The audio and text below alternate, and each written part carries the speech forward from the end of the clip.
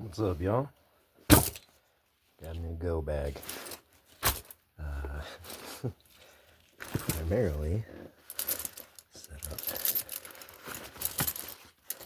and the handcuffs and stuff, escape stuff. Two pockets on the side. I can have 2 pairs of regular cuffs, and your thumb cuffs off the sides.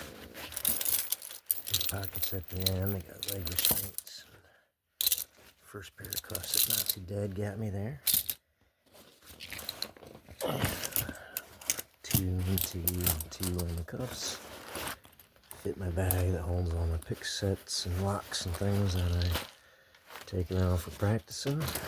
I got plenty of place in there for some things, extra cuffs and stuff. So helps me kind of keep all this organized and sorted better and easier to take to other places.